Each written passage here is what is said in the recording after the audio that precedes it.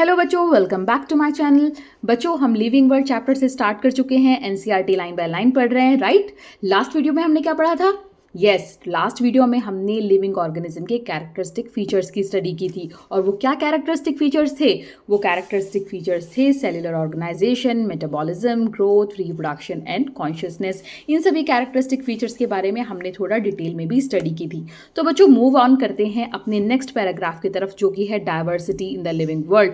तो अब हम एनसीईआरटी को पढ़ेंगे, बट बच्चों पढ़ने से पहले हम सबसे पहले क्या करते हैं, अपने कॉन्सेप्ट्स क्लियर कर लेते हैं। जो भी टर्मिनोलॉजी इस पैराग्राफ में या आगे आने वाले पैराग्राफ्स में आने वाली है, उन सभी टर्मिनोलॉजी के लिए पहले हम वो कॉन्सेप्ट्स क्लियर कर लेंगे, ताकि एनसीईआरटी को लाइन बाय लाइन पढ़ना ईजी हो जाएगा, राइट। एक और इम्पॉर्टेंट बात मैं आपसे कहना चाहती हूँ बच्चों, ये जो चैप्टर है नीट के पर्सपेक्टिव से बहुत इंपॉर्टेंट चैप्टर है। आप अपना पेन पेपर फोकस साथ रखिए। Let's continue this chapter. तो बच्चों, इस चैप्टर के जो मेन हाइलाइट्स हैं, जो यानी जिनके बारे में हम स्टडी करने वाले हैं, वो है nomenclature, systematics, classification, binomial nomenclature and universal rules. ये इस चैप्टर की आज की हाइलाइट्स होने वाली हैं, जिनके बारे में हम डिटेल में स्टडी करेंगे। सबसे पहले अपने टॉपिक का नेम लिख लेते हैं। The topic is diversity in the living world. बच्चों, जब आप अपने आसपास देखते हो तो आप अपने आसपास किन किन ऑर्गेनिजम्स को देखते हो? ऑब्वियसली आप देखते हो प्लांट्स को, आप देखते हो एनिमल्स को, राइट। बट कुछ ऑर्गेनिज्म ऐसे भी हैं जो हमारे एनवायरनमेंट में प्रेजेंट है, बट हम उनको डायरेक्टली नेक्ड आई से नहीं देख सकते। That are called as micro organisms, right. Though they are present but we can not see them with our naked eye. तो ये सभी के सभी जो है लिविंग ऑर्गेनिज्म है, जो हमारी अर्थ पर प्रेजेंट है, जो हमारी क्या कहलाती है? बायोडाइवर्सिटी कहलाती है। Biodiversity is nothing but variety of organism.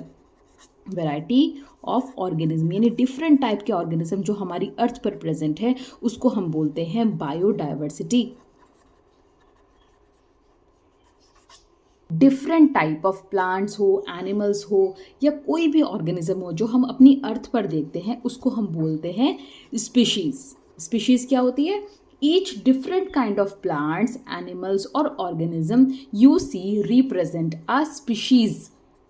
तो बच्चों, इसी तरीके से हमारी जो वर्ल्ड है, हमारी जो अर्थ है, उसमें मिलियंस ऑफ प्लांट्स और एनिमल्स और माइक्रो ऑर्गेनिज्म प्रेजेंट है। मतलब कितने ऑर्गेनिज्म होंगे? अनकाउंटेबल स्पीशीज हमारी अर्थ पर प्रेजेंट है, right. Different type of organisms which are present on earth. अब यहाँ पर क्या बात होती है कि हर रीजन में, हर एरिया में, हर एक ऑर्गेनिज्म का अपना एक लोकल नेम होता है, ठीक है। इसका मतलब ये है हर रीजन में लोग लोकल लैंग्वेज में ही पेड़ पौधों और जानवरों का नाम रखते हैं। अब जैसे आप देख सकते हो, इंडिया में एक ही चीज़ को अलग अलग स्टेट्स में अलग अलग नाम से बुलाया जाता है। फॉर एग्जाम्पल काऊ, अगर हम काऊ की बात करते हैं तो काऊ यहाँ पर डिफरेंट स्टेट में डिफरेंट नेम से उसको बुलाया जाता है। हिंदी में उसको हम क्या बोलते हैं? गाय बोलते हैं। अगर हम बात करें तमिल में तो उसको बोलते हैं मादू। अगर हम बंगाली में बोले तो बंगाली में उसको कहते हैं गोरू। आप देख रहे हो ना, यानी है तो ये एक ही ऑर्गेनिज्म, लेकिन अलग अलग स्टेट में इस ऑर्गेनिज्म या इस एनिमल का जो नाम है वो अलग अलग है। अब यहाँ पर क्या होगा, अगर हम इस एनिमल के बारे में दूसरे स्टेट के लोगों से बात करना चाहेंगे, ऑब्वियसली वहाँ पर कन्फ्यूजन क्रिएट होगा, क्योंकि हम उस लैंग्वेज को तो नहीं जानते हैं। तो सिमिलरली साइंस कम्युनिटी में भी अगर साइंटिस्ट अपनी लोकल लैंग्वेज में सेम ऑर्गेनिज्म को किसी दूसरे नाम से बुलाएंगे, तो वहाँ पर क्या होगा? कॉन्फ्यूजन क्रिएट होगा, और उसके डिस्कस करने में, उस ऑर्गेनिज्म के बारे में डिस्कस करने में क्या होगा? प्रॉब्लम क्रिएट होगी। सोचो, अगर हर साइंटिस्ट अपनी लैंग्वेज में किसी ऑर्गेनिज्म का नाम बोलेगा तो पूरी दुनिया में कॉन्फ्यूजन हो जाएगा, कम्युनिकेशन मुश्किल हो जाएगी साइंस कम्युनिटी के बीच में। इसीलिए हर एक ऑर्गेनिज्म का स्टैंडर्ड नेम होना ज़रूरी है, यानी जो वो उस नेम से वो ऑर्गेनिज्म वर्ल्ड वाइड पहचाना जाना चाहिए, वो कहलाएगा उसका स्टैंडर्ड नेम। तो इस कन्फ्यूजन को क्लियर करने के लिए स्टैंडर्ड नेमिंग सिस्टम की ज़रूरत पड़ती है, जिसमें एक ऑर्गेनिज्म का सेम नेम पूरी दुनिया में यूज़ होता है। इसी को हम बोलते हैं नॉमेनक्लेचर। नॉमेनक्लेचर क्या होता है बच्चों? जब किसी ऑर्गेनिज्म को एक स्टैंडर्ड नेम दे देते हैं और वो ऑर्गेनिज्म उस सेम नेम से पहचाना जाता है, तो ये कहलाता है उसका नॉमेनक्लेचर, जो कहलाएगा उसका स्टैंडर्ड नेम। ताकि यहाँ पर कोई कॉन्फ्यूजन क्रिएट ना हो, एक ऑर्गेनिज्म सेम नाम से वर्ल्ड वाइड पहचाना जाना चाहिए। तो बच्चों हमने देखा नॉमेनक्लेचर क्या होता है, जब किसी ऑर्गेनिज्म को उसका स्टैंडर्ड नेमिंग देते हैं जो कि वर्ल्ड वाइड सेम नेम से पहचाना जाता है, उसको हम बोलते हैं नॉमेनक्लेचर, या उसका हम बोलते हैं उसको स्टैंडर्ड नेम। इसका दूसरा नेम भी है, इसको हम बोलेंगे साइंटिफिक नेम। यानी नॉमेनक्लेचर जो है वो एक साइंटिफिक नेम है, यानी साइंस कम्युनिटी के बीच में जो दिया गया एक नाम है जो वर्ल्ड वाइड सेम नेम से कोई ऑर्गेनिज्म पहचाना जाएगा। यानी स्टैंडर्ड नेम और साइंटिफिक नेम दोनों ही सेम है। सो बच्चों, ये सिस्टम जिसमें लिविंग ऑर्गेनिज्म के साइंटिफिक नेम्स दिए जाते हैं इसे कहते हैं नॉमेनक्लेचर। अब यहाँ पर दूसरी इंपॉर्टेंट बात यह है, नाम तभी दिया जा सकता है जब उस ऑर्गेनिज्म को पहचाना गया हो, यानी उसका आइडेंटिफिकेशन भी ज़रूरी है। So how do scientist assign name? Scientist किस बेसिस पर जो है वो नेम असाइन करते हैं, यानी उसका कोई एक सिस्टम होना चाहिए, कोई एक रूल बुक होनी चाहिए, राइट? इसी के लिए साइंटिस्ट ने एक प्रॉपर सिस्टम बनाया जिसके थ्रू हर ऑर्गेनिज्म को एक साइंटिफिक नेम दिया जाता है। फॉर प्लांट्स इसकी रूल बुक को हम बोलते हैं प्लांट्स की रूल बुक, जिसके थ्रू प्लांट्स की नेमिंग की जाती है, उसको कहते हैं हम ICBN, international code of botanical nomenclature. और फॉर एनिमल्स, जिसमें एनिमल्स की नेमिंग की जाती है, उसको हम बोलते हैं international code of zoological nomenclature. बच्चों, जो साइंटिस्ट थे वो किस बेसिस पर आइडेंटिफिकेशन करते थे? Identification on the basis of their characteristic features, on the basis of diversity of organism and on the basis of their evolutionary history, यानी कितने प्रकार के ऑर्गेनिज्म अर्थ पर प्रेजेंट हैं, उनके क्या कैरेक्टरिस्टिक फीचर्स हैं, या उनकी इवोल्यूशनरी हिस्ट्री क्या है। सपोज कोई ऑर्गेनिज्म है वो due to the environmental factors या म्यूटेशन वो चेंज हो चुका है, तो उनकी इवोल्यूशनरी हिस्ट्री के थ्रू, हम उसके एंसेस्टर्स की स्टडी के थ्रू हम फाइंड आउट कर सकते हैं कि ये ऑर्गेनिज्म ओवर द ईयर कैसे इवॉल्व हुआ है। तो इन सब की स्टडी को हम बोलते हैं सिस्टमैटिक्स। बच्चों, यहाँ पर एक इम्पॉर्टेंट क्वेश्चन ये है, why scientific names are important. बच्चों, जो साइंटिफिक नेम होता है वो किसी भी ऑर्गेनिज्म का एक यूनिक यूनिवर्सल नेम होता है जिसके थ्रू वो ऑर्गेनिज्म वर्ल्ड वाइड पहचाना जाता है। So that mean no two organism can be identified by the same name. बच्चों, अब हम आ जाते हैं अपने नेक्स्ट टॉपिक पर, जो कि है हमारा बाइनोमियल नॉमेनक्लेचर।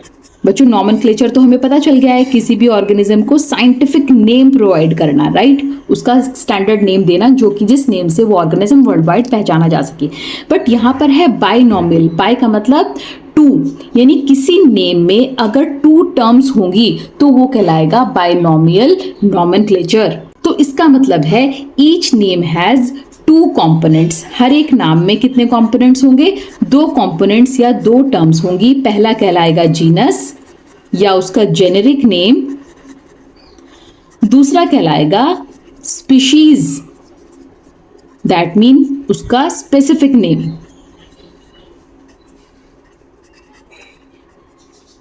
बाइनोमियल नॉमेनक्लेचर क्या होता है? This system of providing a name with two components is called a binomial nomenclature. यानी जिस सिस्टम के थ्रू किसी ऑर्गेनिज्म का नेम दिया जाता है और जिसमें दो कंपोनेंट्स होते हैं उसको हम बोलते हैं बाइनोमियल नॉमेनक्लेचर। सो बच्चों, ये जो बाइनोमियल नॉमेनक्लेचर का जो सिस्टम है इसको प्रपोज किया था कैरोलस लिनियस ने। कैरोलस लिनियस कौन थे?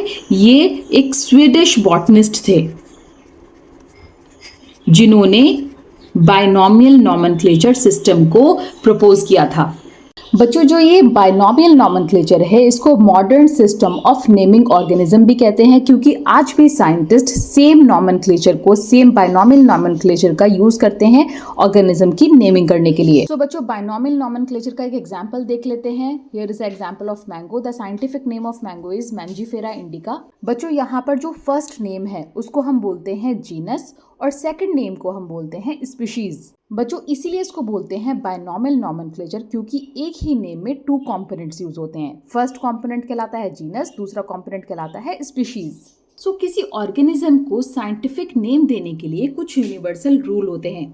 तो हियर हम स्टडी करेंगे यूनिवर्सल रूल्स ऑफ नॉमेनक्लेचर। चलिए इनके बारे में स्टडी करते हैं। बच्चों, सबसे पहला रूल ये है कि साइंटिफिक नेम हमेशा लैटिन लैंग्वेज में ही लिखे जाते हैं irrespective to their origin, right? चाहे वो ऑर्गेनिज्म किसी भी कंट्री का हो, किसी भी स्टेट का हो, इससे उसका कोई रिलेशन नहीं होता। हमेशा जो ऑर्गेनिज्म है उसका जो नेम है वो लैटिन लैंग्वेज में ही लिखा जाएगा। दूसरा रूल यहाँ पर ये है, फर्स्ट वर्ड हमेशा कहलाएगा जीनस और सेकंड वर्ड कहलाएगा स्पीशीज। या हम कह सकते हैं फर्स्ट नेम कहलाएगा जीनस एंड सेकंड नेम कहलाएगा स्पीशीज। जो इसकी जो ये दो टर्मिनोलॉजी होती हैं या जो दो टर्म्स होती हैं।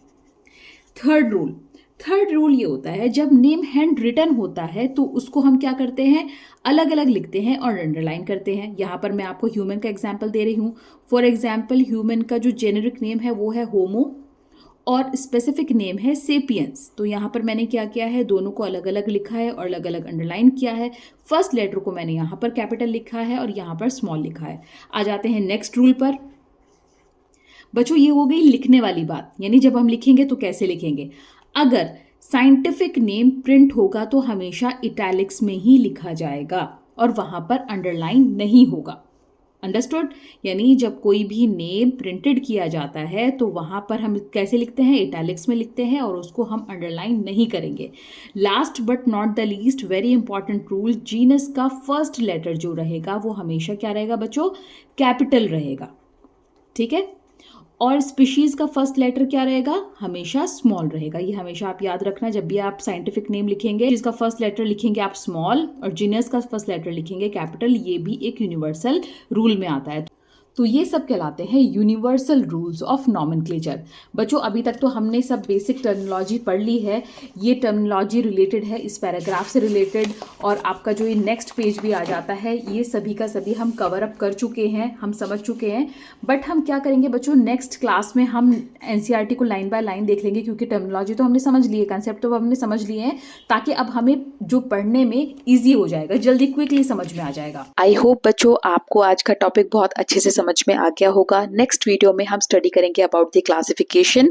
आज हमने स्टडी किया है nomenclature, binomial nomenclature, universal rules. Next video में हम स्टडी करेंगे अबाउट द सिस्टमैटिक्स, क्लासिफिकेशन और पढ़ेंगे एनसीईआरटी लाइन बाय लाइन। तो बच्चों अगर आपको वीडियो यूजफुल लगा है, इन्फॉर्मेटिव लगा है, इसको अपने फ्रेंड्स के साथ शेयर कीजिए, वीडियो को लाइक कीजिए और चैनल को सब्सक्राइब कीजिए। मिलते हैं नेक्स्ट वीडियो में। Till then keep learning and stay connected. Goodbye everyone.